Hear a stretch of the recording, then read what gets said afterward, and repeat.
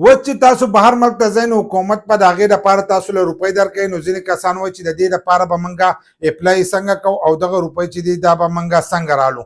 ځکه د خیبر پختونخوا حکومت چې دی هغه اوس اعلان کړی دی چې کوم کسان بهر ملک ته ځي نو هغو له به موږ روپۍ ورکوو، په هغه روپو باندې هغه بهر ملک ته تللی شي او چې کله بهر ملک ته لاړ شي نو د هغه ځای نه به هغه روپۍ چې دي دا به ختموي. لکه څنګه چې دلته کې تاسو قرضه رالی دغه شانتې به تاله حکومت قرضه درکوي، خو دلته کې اکثر ځینې کسان ته قرضه چې ده دا نه میلاویږي. نو دا به تاسو له حکومت درکوي، تاسو به د هغه ځای نه چې دی دا روپۍ به ختموئ. نو هغه وایي چې د دې دپاره به تاسو ځمکه چې ده دا به نه خرڅوئ، دغه شان د خپل څاروي چې دي دا به نه خرڅوئ، که ستاسو کالی نو تاسو به هغه نه خرڅوئ، دا به د حکومت د طرفه چې دی دغه روپۍ به تاسو ته میلاویږي. نو ځینې کسان وایي چې د دې دپاره به اپلائی چې ده دا به څنګه کوو. نو اول به دې باندې ځان پوه کېده پکار دی چې دا روپۍ چې دي دا څومره دي.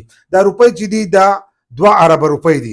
2 اربه روپۍ چې دي دا په دې بجټ کې ایستلي دي. کېدای شي راتلونکي بجټ کې چې دی نور روپۍ وله وکاږي. نو 2 اربه روپۍ وله ایستلي دي، تقریبا چې 200 کروړه روپۍ دي. دا 200 کروړه روپۍ چې دي نو دا به ورکړی کېږي. داسې نه چې هر یو کس له به دا روپۍ ورکړی کېږي، ځکه زیاتر کسان به د دې لپاره اپلائی کوي نو هر یو کس وایي چې دا به ماته میلاو شي. نو هر یو کس ته به دا نه میلاویږي، د دې لپاره به کمتر کسان دي چې هغو ته به دا روپۍ میلاویږي او هغه به دې باندې ځي.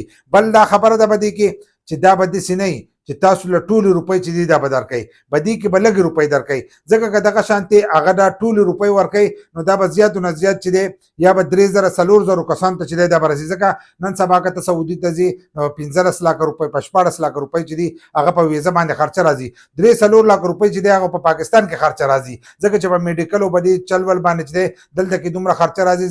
دلته کې ټیسټونه یو شی بل شی چې دی دا ډېر زیاتې ښودي دي. نو دلته کې 3.5 لک روپۍ چې دي دلته راځي. نو چې بهر ملک ته ځي نو 15 لک روپو پر راځي. نو که دغه شانتې هر یو کس له هغه 15 لک روپۍ ورکوي نو دا به تقریبا چې 3.5 زره یا 4 زره کسانو ته چې دی دا روپۍ به رسي. نو کېدای شي چې هغه ټولې روپۍ چې دي هغه تاسو له نه درکوي، خو په دې کې به څه نه څه روپۍ چې دي دا به تاسو له درکوي او باقي روپۍ چې دي هغه به تاسو پیدا کوئ. خو ځینې کسان وایي چې د دې دپاره به اپلائی چې دی دا به موږ څنګه کوو چې موږ ته دغه روپۍ چې دي دا میلاو شي، چې دا روپۍ موږ ته میلاو شي، که لږې میلاویږي او که ډېرې میلاویږي، خو چې موږ پې ځانه بهر ملک ته لاړ شو یا د دې ملک دا کم کار چې دی دا موږ به دغې روپو باندې چې دی په دې باندې وکړو. نو که تاسو کتلي نو د 26-27 بجټ چې دی دا اوس ووتلو، چې اوس ووتلو نو په دې کې اعلان د دغې 2 اربو روپو وکړو او خبره یې ورسره دا وکړه چې دا د هغې کسانو دپاره وتلي دي چې کم کسان بهر ملک ته ځي نو دا به موږ هغې کسانو له چې دی دا به قرضه ورکوو، هغه به بهر ملک کې کار کوي چې کم د کار په ویزه ځي او که د تعلیم په ویزه باندې ځي نو هغه به دغه روپۍ چې دی دا به ختموي.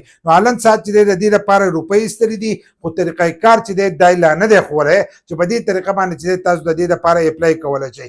ځکه په دې کې څه وخت چې دی دا تېرېدی شي، میاشت په کم تېرېدی شي، 2 په کم تېرېدی شي او 3 میاشتې چې دي دا په کم تېرېدی شي. نو کم کسان چې اوس ځي نو اوس دا تاسو ته نشي میلاوېدلی، دا به تاسو ته لیټ چې دی دا به تاسو ته میلاویږي.